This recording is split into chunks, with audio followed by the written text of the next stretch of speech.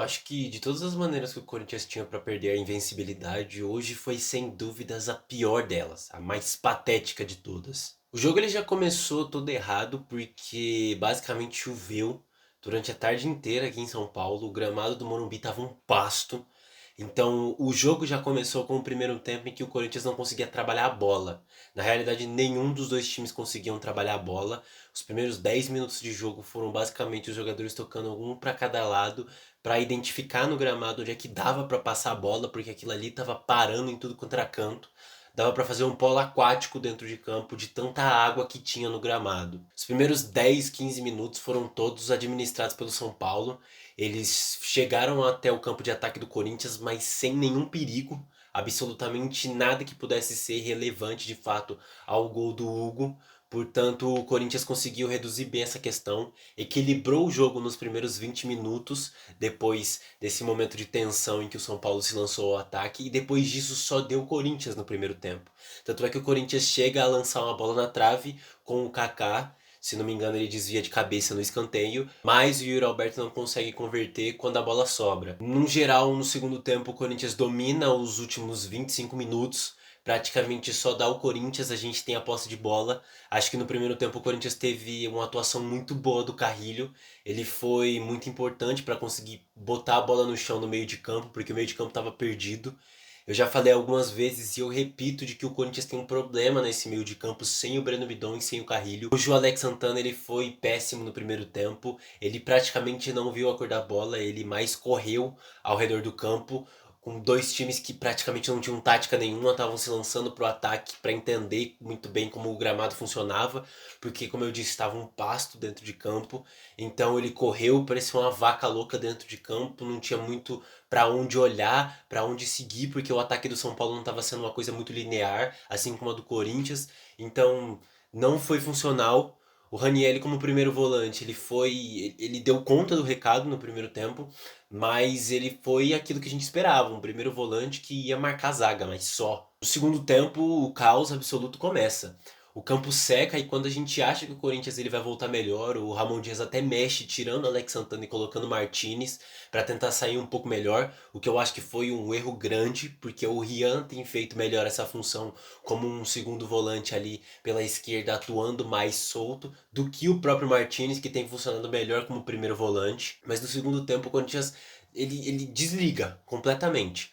Eu disse aqui e eu volto a bater nessa tecla de que o Corinthians não pode continuar levando tanto gol. Tanto gol assim é perigo para um time que quer disputar qualquer tipo de campeonato. O Corinthians segue levando gol, isso foi um problema na temporada passada e esse já é o quarto jogo seguido no começo da temporada em que a gente leva gol. Como eu disse em um outro vídeo, o Corinthians até tem um ataque muito eficiente que vai garantir um gol, como garantiu nesse jogo, apesar de não ter sido mérito do ataque, mas sim mérito do gol do Martinez. Mas ainda assim, mesmo garantindo um gol, o Corinthians não pode ter uma zaga tão vulnerável. Porque se tem uma zaga tão vulnerável, o Corinthians arrisca não só levar um gol, como contra times fracos como Água Santa, Velo Clube, mas o Corinthians arrisca tomar vários gols de times mais fortes. Então quando pegar o Flamengo, quando pegar o Palmeiras, quando pegar o São Paulo mesmo, com Oscar e Lucas no ataque, o Corinthians pode ser que leve mais de um gol. E como é que se recupera? O time do Corinthians muito me impressionou, porque logo no começo da temporada, no quarto jogo da temporada, o Corinthians saiu atrás e perdeu o psicológico depois do segundo gol. Aliás, não deu nem tempo de perder o psicológico já no primeiro gol, porque depois de uma falha bizarra do Mateuzinho, num gol que ele não acompanha o Lucas no escanteio, e a gente toma um gol de cabeça para um cara que tem 1,70 m. A gente, logo em seguida, tem a proeza do Matheus Bidu querer virar uma bola completamente displicente, querendo virar com a perna direita, que nem é a perna boa dele, um porquê, eu não sei. Ele acerta o Carrilho numa pedrada, e ali a confusão acontece, o Oscar faz o gol. Enfim, é muito toque três dedos, é muito toquezinho de letra para um time que não ganhou nada. Eu quero entender da onde é que o Corinthians está entendendo essa possibilidade deles jogarem tão difícil assim. O jogo do Corinthians precisa permanecer o mesmo. Mas o Corinthians perde a cabeça quando o São Paulo sai na frente. E perdendo a cabeça, o Corinthians começa a jogar completamente oposto. A perna pesa, o toque começa a sair errado. Parecia que eu tava vendo o Racing 2.0. No final das contas, o Corinthians leva um, leva dois, faz um gol completamente cagado com o Martinez, mas um golaço por sinal. E no final das contas leva um terceiro gol, assim, bizarro do Lucas. Parece que costurando a zaga do Corinthians, que parecia a zaga amadora. Eu acho que a zaga da Copinha que enfrentou o São Paulo no sábado e que perdeu pro São Paulo no sábado, não teria levado um gol tão patético dessa forma. O Kaká ele vai mal no pivô do jogador de São Paulo, o Kaká ele vai mal defendendo, ele dá as costas pro Lucas, não dá nem pra entender o que ele quis fazer nessa jogada. Fora ele, o ataque do Corinthians praticamente não existiu.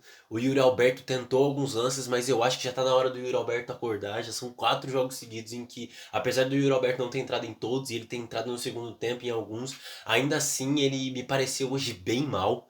O Memphis fez, sem dúvida nenhuma, a pior partida dele no Corinthians desde que ele chegou, isso excluindo, claro, jogos em que ele entra e joga apenas alguns minutos. E para além dele, eu acho que vale o destaque de que mais uma vez me incomoda como o Ramon Dias e o Emiliano eles mexem quando perdem o psicológico. Eles viram que o Corinthians perdeu o psicológico e eles também acabam tropeçando neles mesmos, no próprio pensamento, no próprio raciocínio.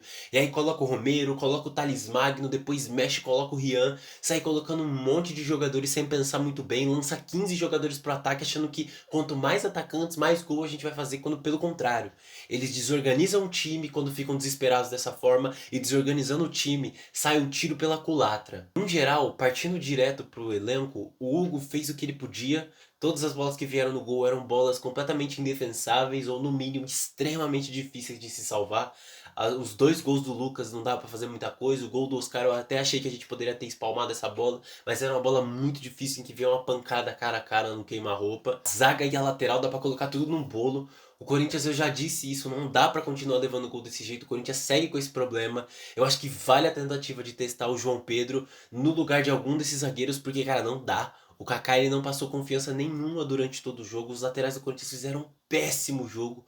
O Mateuzinho entregou um gol, esse primeiro gol. O Matheus Bidu entregou o segundo gol. Não dá pra continuar dessa forma. O Léo Maná ele não é sombra pro Mateuzinho. E por enquanto, com o Palácios voltando de lesão e com o Hugo sendo um péssimo lateral esquerdo, o Matheus Bidu também não tem sombra. O Corinthians precisa ir ao mercado para trazer um zagueiro decente se o João Pedro não render na posição e para trazer um lateral decente. No meio de campo, Alex Santana foi mal, o Carrilho fez um bom primeiro tempo, mas no geral no segundo tempo, quando tomou gol, a perna pesou, ficou nervoso e jogou mal. O Ranieri fez um trabalho decente, ele fez aquilo que ele podia. O Coronado no ataque, cara, péssimo, muito mal. Não sei se era por conta do campo, mas ele desempenhou um jogo bem ruim. Os passes ofensivos dele não vieram, os passes pra largar o campo não vieram. De novo, eu não sei se o problema foi o campo, mas ele não jogou nada do que se esperava que ele fosse jogar ao longo desse jogo. Diferente das performances que ele teve contra o Velo Clube, por exemplo. Falando sobre o Yuri Alberto, falando sobre Memphis, um jogo terrível do ataque do Corinthians. Nada do que eles tentaram deu certo. Parecia que hoje definitivamente não era o dia do Corinthians. Quantas substituições, o Thales Magno errou tudo que tentou. O Romero, desesperado, não fazia nada certo. O Rian, ele fez o básico do básico, nada que mudou dentro de campo. E no geral é isso, o Corinthians foi desorganizado, o Corinthians perdeu o psicológico e o Corinthians mais uma vez tomou gol.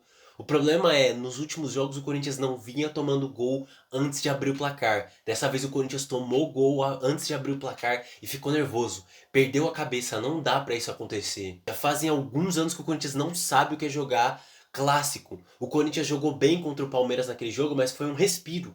O Corinthians não sabe o que é jogar bem clássico já fazem anos. Fora de casa, então, piorou. O Corinthians vem praticamente rendido em todos os jogos que ele vai jogar fora de casa num clássico. Isso é absurdo, não dá pro Corinthians entrar com essa mentalidade. No geral é isso, acho que o Corinthians não rendeu nada. Foi das piores formas pro Corinthians perder essa invencibilidade, jogando contra um rival histórico que é freguês do Corinthians, cara, não dava pra piorar. Mas e você? Eu quero saber o que você tá pensando aí. Não esquece de deixar seu like, não se esquece de se inscrever, de curtir, compartilhar, e é isso aí. Vamos pro próximo jogo contra a Ponte Preta na quarta-feira.